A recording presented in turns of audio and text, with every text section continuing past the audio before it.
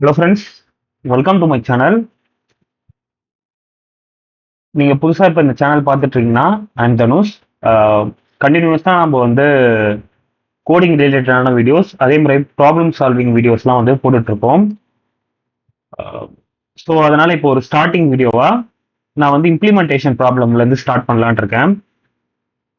ஃப்யூச்சரில் வந்து அரேல ஸ்டார்ட் பண்ணி கிராஃப், கியூ, ட்ரீ எல்லாம் வந்து கவர் பண்ணலான்னு இருக்கேன். நீங்கள் அதெல்லாம் மிஸ் பண்ணாத இருக்கணும்னா சேனலை சப்ஸ்கிரைப் பண்ணி வச்சுக்கோங்க.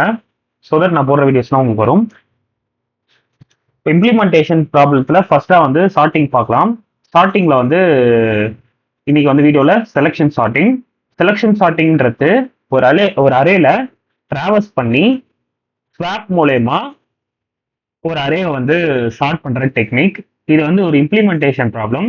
ஸோ தட் நீங்கள் வந்து இந்த கான்செப்டை வந்து ஞாபகம் வச்சுக்கிட்டாதான் இதை வந்து இம்ப்ளிமெண்ட் பண்ண முடியும். ரிமைனிங் ஸ்டப்ஸ்லாம் வந்து நான் கோடிங் பண்ணும்போதே எக்ஸ்பிளைன் பண்ணிட்டு வரேன். இதை வந்து நான் வந்து யூசர் கிட்ட இருந்து அரே வாங்கிட்டு அதை ஸ்வாப் பண்ற மாதிரி வச்சுக்கலாம். ஸோ தட் ஸ்கேனர்னா என்னன்னு தெரியும், system.in என்னன்னு தெரியும், அவுட்புட்டா எப்படி வந்து ட்ராவல்ஸ் பண்ண அரே வந்து யூசருக்கு டிஸ்பிளே பண்ணலான்றதும் நம்ம தெரிஞ்சுக்கலாம். ஃபர்ஸ்ட் ஸ்கேனர் எஸ் வந்து கேப்ஸ்ல இருக்கணும்.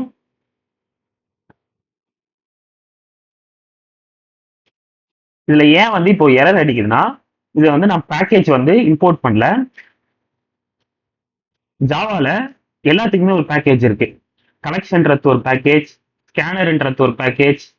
ஸோ அதை நம்ம ஃபர்ஸ்ட் இம்போர்ட் பண்ணோம். Import Java dot utils dot ஸ்டார்னு போட்டோம்னா எல்லா பேக்கேஜும் இம்போர்ட் ஆயிடும். இப்போதைக்கு நம்ம இந்த ஒரு ப்ராப்ளத்தில் வந்து ஸ்கேனர் தான் யூஸ் பண்ண போகிறோம். ஸோ அதனால வந்து நான் ஸ்கேனரை வந்து யூஸ் பண்ணிக்கிறேன். ஸ்கேனர் கேப்ஸ் வந்து கேப்ஸ்ல இருக்கும். First starting letter scanner SD equal to new scanner. இதுக்குள்ள வந்து சிஸ்டம் எஸ் வந்து கேப்ஸ். இதெல்லாம் வந்து சின்டாக்ஸ். ஸோ தட் வந்து இதெல்லாம் வந்து ஃபாலோ பண்ற மாதிரி தான் இருக்கும். இதோட மீனிங் ஸ்கேனர்ன்றது ஒரு பேக்கேஜ், எஸ்சின்றது ஒரு வேரியபிள். அதை வந்து நான் வந்து நியூவா வந்து ஒரு ஆப்ஜெக்டா வச்சுக்கிறேன். நெக்ஸ்ட் சிஸ்டம் டாட் இன்ன்றது சிஸ்டம்ல யூசர் கொடுக்குற, அதாவது நம்ம கொடுக்குற வேல்யூஸை வந்து எடுத்துக்கோ அப்படின்ற மீனிங். நெக்ஸ்ட் இதுல நான் அரே யூஸ் பண்றதுனால ஃபர்ஸ்ட் நான் அதை டிக்ளேர் பண்ணிக்கிறேன். Int array equal to new int. இதை டிக்ளேர் பண்றதுக்கு முன்னாடி அரேவோட சைஸ் நம்மளுக்கு தெரியல. நீங்க கலெக்ஷன் யூஸ் பண்ணீங்கன்னா, அரே லிஸ்டா யூஸ் பண்ணனா நம்ம வந்து டைனமிக்கா போயிடுவோம். இது வந்து ஒரு ஸ்டாட்டிக் அரேன்றதுனால நம்ம வந்து யூசர் கிட்ட இருந்தோ இல்ல வந்து நம்ம வந்து டிக்ளேர் பண்ணாதான் எவ்வளவு சைஸ் அந்த அரேக்கு தேவைப்படுறது சிஸ்டம் தெரியும். So int n equal to user கிட்ட இருந்து வாங்கணும். அதுக்காக எஸ்சி அதை யூஸ் பண்ணிக்கிறேன். Dot next int. நம்ம இன்ட் யூஸ் பண்றதுனால இன்ட் டெசிமல், கேரக்டர், லாங் அப்படின்னு நிறைய இருக்கு. அதெல்லாம் வந்து நெக்ஸ்ட்ல அப்படியே ப்ராப்ளம் சால்வ் பண்ண நம்மளே கத்துப்போம். இன்ட் யூசருக்கு தெரியணும் அப்படின்றதுக்காக நம்ம ஒரு ஒரு கமாண்ட் ப்ராம்ப்ட்ல வந்து பார்க்கும்போது இதைதான் நம்ம டைப் பண்ணோம் அப்படின்றதுக்காக யூசருக்கு தெரியணுன்றதுக்காக நான் ஒரு மெசேஜை டிஸ்பிளே பண்றேன். என்டர் நம்பர் ஆஃப் எலமெண்ட்ஸ் இப்படின்ற ஒரு மெசேஜை வந்து டிஸ்பிளே பண்ணிக்கிறேன்.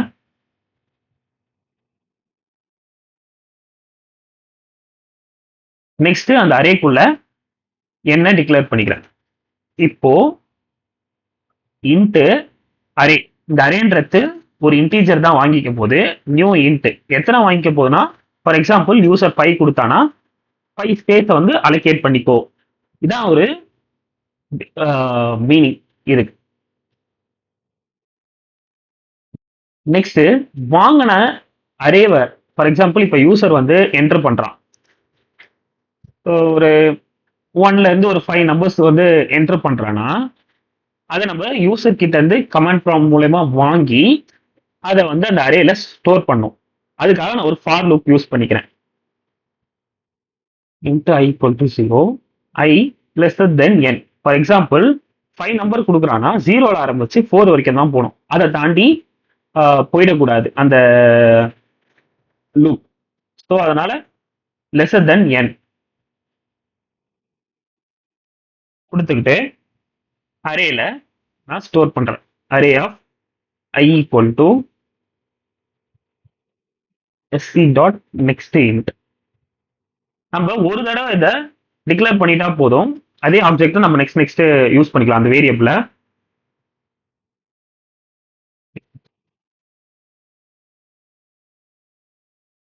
இப்போ யூசருக்கு வந்து அந்த நம்பர் தான் என்டர் பண்ணுன்றத தெரியணுன்றதுக்காக அதுக்கு நான் ஒரு மெசேஜை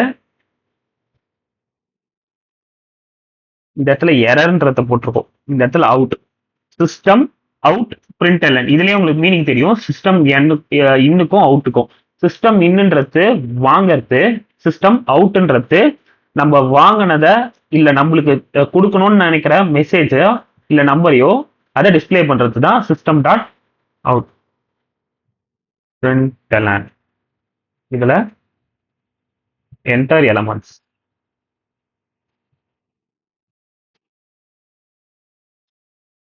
நெக்ஸ்ட் நம்ம இந்த ஃபங்க்ஷனை கால் பண்ண போறோம். அதை கால் நோண்டி பண்ணிப்போம். இது பேர் வந்து காலிங் மெத்தட்னுவாங்க. இப்போ இந்த ஃபங்க்ஷனை நான் கால் பண்றேன். இப்போ யூசர் கிட்ட இருந்து வாங்கின அரேவும் நெக்ஸ்ட் அந்த லென்த்தும் அதை வந்து கொடுத்துட்றேன். ஃபார் எக்ஸாம்பிள் இந்த அரேவையும் இதோட சைஸும் 1 2 3 4 5 என்னன்றது 5 அதை நான் கொடுத்துட்றேன் யூசர் அந்த ஃபங்க்ஷனுக்கு. இந்த ஃபங்க்ஷன்லயும் நம்ம டிக்ளேர் பண்ணணும். இது வந்து பேராமீட்டர்னு வாங்க. இன்ட்டு அரே இன்ட்டு n இது ரெண்டு நான் கொடுத்துக்கிறேன்.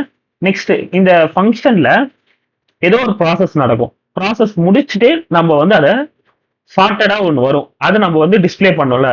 ஸோ தட் அதுக்கு இன்னொரு ஃபார் லூப் யூஸ் பண்ணி இன்ட் டிராவர்ஸ் பண்றேன். நீங்க வந்து இப்போ இதுலயே வந்து ஃபார் ஈச்ன்னு இருக்கு. அதெல்லாம் யூஸ் பண்ணி கூட பண்ணிக்கலாம். ஆனா நான் வந்து லெகசியான சின்டாக்ஸ் அப்படியே நான் யூஸ் பண்ணிக்கிறேன்.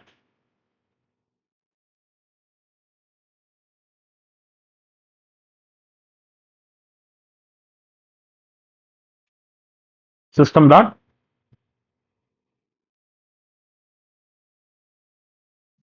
அரே ஆஃப் ஐ சார்ட் பண்ணதை வந்து டிஸ்பிளே பண்றோம். அதுக்கும் நான் ஒரு மெசேஜ் போட்டுடுறேன்.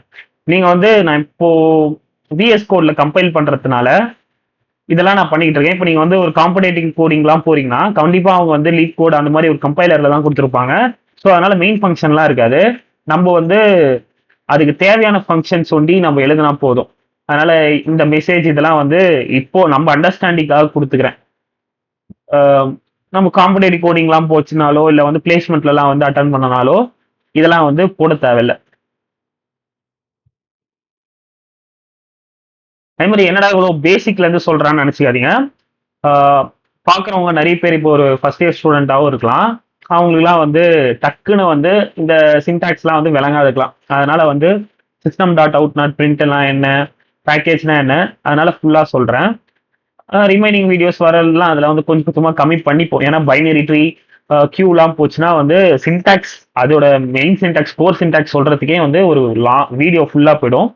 அதனால இந்த வீடியோவில் இதெல்லாம் வந்து எக்ஸ்பிளைன் பண்றேன். ஆல்ரெடி உங்களுக்கு தெரிஞ்சிச்சுன்னா ஸ்ட்ரெயிட்டா வந்து இந்த செலெக்ஷன் ஸ்டார்ட்லேயே வந்து வச்சுட்டு நீங்க பார்த்துட்டு போயிடலாம். இப்போ நான் வந்து மெயின் கோருக்கு வரேன். இப்போ நான் வந்து ஆல்ரெடி வந்து சைஸ் வாங்கிட்டதுனால நான் வந்து இப்போ புதுசா வெறும் அரே ஒண்டி கொடுத்தாங்கன்னா சைஸ் கண்டிப்பா சைஸ் வாங்கணும். இப்போ அரேவோட சைஸும் கொடுத்துட்டாங்க. ஒரு வேளை வெறும் அரே ஒண்டி கொடுக்குறாங்கன்னா இந்த இடத்துல நம்ம அரே டாட் லென்த் இப்படி வாங்கிக்கலாம். இப்படி வாங்கிக்கிட்டா அரேவோட லென்த் தெரிஞ்சிடும். ஆனா இப்போதைக்கு அதுக்கான யூஸ் இல்லை. ஏன்னா அவங்களே வந்து ஃபங்க்ஷன்ல நம்ம கொடுத்துடுறோம். அதே மாதிரி இந்த செலெக்ஷன் சார்ட்டோட காம்ப்ளெக்சிட்டி, டைம் காம்ப்ளெக்சிட்டி பார்த்தீங்கன்னா பிக் ஆஃப் என் ஸ்கொயர். இதெல்லாம் வந்து நிறைய இன்டர்வியூல கேட்பாங்க. பிக் ஆஃப் என் ஸ்கொயர்னா என்ன, செலெக்ஷன் சார்ட்டோட ஸ்பேஸ் காம்ப்ளெக்சிட்டி, டைம் காம்ப்ளெக்சிட்டினா என்ன, இதெல்லாம் வந்து பிளேஸ்மெண்ட் அட்டன் பண்ணும்போது இன்டர்வியூ கொஸ்டின்ஸாகவும் வரலாம். அதே மாதிரி வந்து டெக்னிக்கல் குவிஸா கேட்கும் போதும் இதெல்லாம் வந்து கேட்பாங்க. ஸோ அதனால வந்து போடும் போதே இதோட ஸ்பேஸ் காம்ப்ளெக்சிட்டி, டைம் காம்ப்ளெக்சிட்டிலாம் என்னன்றத புரிஞ்சு ஞாபகம் வச்சுக்கணும். இதை ஏன் நான் வந்து space complexity big of n ஸ்கொயர்ன்றத சொல்றேன்னா, நான் இந்த சின்டாக்ஸ் மொத்தம் நான் போட்டு முடிச்சுட்டு என் ஸ்கொயர்னா என்ன, பிக் ஆஃப் என் ஸ்கொயர்னா என்ன, அது ஏன் அதுக்கு என் ஸ்கொயர்ன்றத கொடுத்தோன்றத சொல்றேன். ஃபார் லுக் யூஸ் பண்ணிக்கிறேன் ஃபர்ஸ்ட் ஆஃப் ஆல். அதே மாதிரி தான் டிராவல்சல் பண்ண போறோம். பிகினிங் ஆஃப் த வீடியோல சொன்ன மாதிரி இது வந்து டிராவல்சல் பண்ணி ஸ்வாப் பண்ற டெக்னிக்ன்றது அதே மாதிரி தான். கடைசி வரைக்கும் போயிடக்கூடாது. இதுல வந்து ரெண்டு ஃபார் லூப் யூஸ் பண்ணுவோம். ஸோ அதனால இப்போ இந்த லூப்ல 64 ஆரம்பிச்சதுன்னா 22 வரைக்கும் தான் போகணும், கடைசியில போயிடக்கூடாது. ஏன்னா இதுல வந்து ரெண்டு ஃபார் லூப் யூஸ் பண்றோம்ல. ஸோ அதனால இன்னொரு ஃபார் லூப் 1ல இருந்து ஆரம்பிக்கும். அது வந்து கடைசி n வரைக்கும் போகணும். ஃபர்ஸ்ட் ஃபார் லூப் வந்து n-1 அந்த இடத்துல நின்னும். இப்போ உங்களுக்கு ஒரு பேசிக்கா லைக்கா ஒரு விஷுவல் தெரியும்னு நினைக்கிறேன். பட் ஆனா டீபக்கிங் வச்சு பார்க்கும்போது உங்களுக்கு ஒண்ணுமே வந்து கிளியரா வந்து அண்டர்ஸ்டாண்ட் ஆகும். ரெண்டு ஃபார் லூப் யூஸ் பண்ணிக்கிறேன். இது வந்து இப்ப நம்ம என்ன சொன்ன மாதிரி தான், ஐல 0ல ஆரம்பிக்குதுன்னா ஜே வந்து 0+1. அப்பதான் வந்து ஒரு ஃபர்ஸ்ட் வந்து 0ல ஆரம்பிச்சுன்னு ஐனா ஜே வந்து 1ல ஆரம்பிக்கும். திருப்பியும் வந்து ஜே வந்து 3ல ஆரம்பிச்சதுன்னா ஐ வந்து 1ல ஆரம்பிக்கும். கடைசியா எண்ட் ஆஃப் த லூப் போது ஜே வந்து 11ல இருக்கும், ஐ வந்து 22ல இருக்கும். அதனால i+1 இப்போ புரியும் நினைக்கிறேன். இப்போ ஐயோட வேல்யூ 1ஆ இருக்கும் ஸ்டார்டிங் இனிஷியல் ஸ்டேஜ்ல, லெஸர் தென் n. முன்னாடி சொன்ன மாதிரியே ஜே பிளஸ் பிளஸ் இதுக்கும் உள்ள கொடுத்துக்கிறேன். பேசிக்கான ஸ்கெலிட்டன் முடிஞ்சிருச்சு. இப்போ இம்ப்ளிமெண்டேஷனுக்கு வரலாம். இப்ப நான் ஸ்வாப்பிங் பண்ணணும். இப்ப இதை ஸ்வாப் பண்ணணும். லைக் வந்து இப்போ லூப்பிங் முடிஞ்சோடனே ஸ்வாப் பண்ணணும். இப்ப 64 22 கம்பேர் பண்றேன்.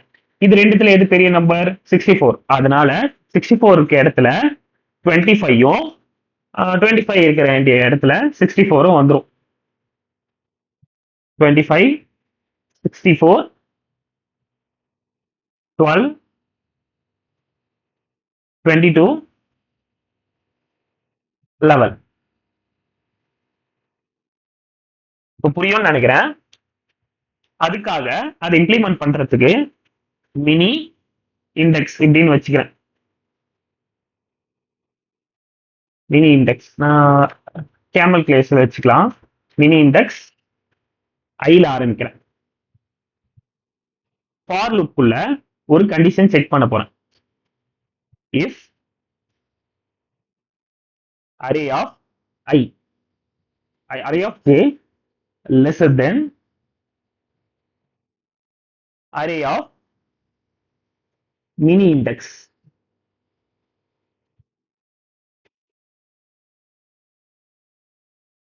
Mini index equal to j. இப்போ ஸ்வாப் பண்றோம். ஸ்வாப் பண்ற டெக்னிக் எழுதலாம். இது வந்து if int temp equal to array of mini index. இப்போ டெம்ப்ன்ற ஒரு இன்டீஜர்ல, அது ஒரு வேரியபிள்ல array of mini index, அதாவது எது சின்ன நம்பரோ அதை டெம்ப்ல சேவ் பண்ணிக்கோ. நெக்ஸ்ட் மினி இண்டெக்ஸ் இருந்த இடத்துல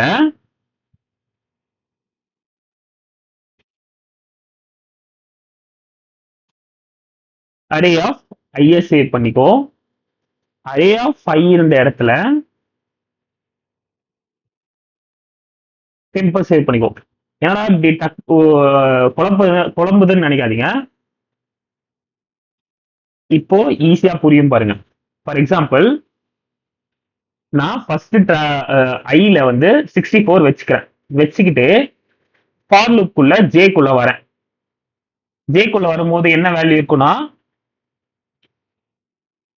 ஐ ஈக்குவல் டு 64. ஜேக்குள்ள வரும்போது ஜேயோட இப்போ பொசிஷன் பாத்தீங்கன்னா 0+1 அப்படின்னா இப்போ 25ல இருக்கும். இது 0 உங்களுக்கு எல்லாருக்குமே தெரியும்.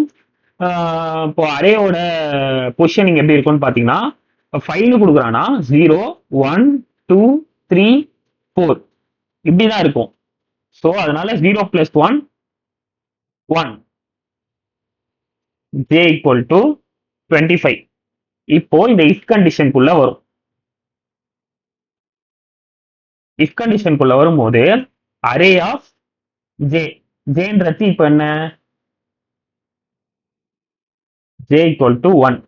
ஜே ஈக்குவல் டு 1ன்ற போது 25 lesser then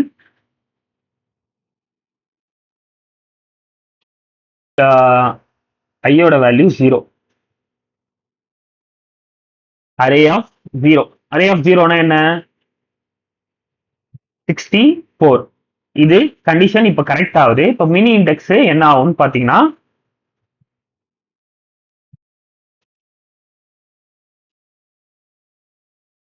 mini index equal to 1 ஆயிடும். 0ல ஆரம்பிச்சு இப்போ 1 ஆயிடுது. இப்போ இந்த கண்டிஷன் உங்களுக்கு புரியும். நெக்ஸ்ட் இப்போ டெம்ப்ல மினி இண்டெக்ஸ் என்னது, அரே ஆஃப் 1ஓட பிளேஸ் என்னது, அரே ஆஃப் 1ஓட பிளேஸ் வந்து 22. இப்போ டெம்போட value 22. Array of mini index வந்து இப்போ 22. அரே இப்போ அரே ஆஃப் மினி இண்டெக்ஸ் வந்து இப்போ 1 வந்து இப்போ 64ல வச்சுக்கிறேன். இந்த இடத்துல ஸ்வாப் பண்ணிட்டு இப்போ array of I, array of I என்னது 0.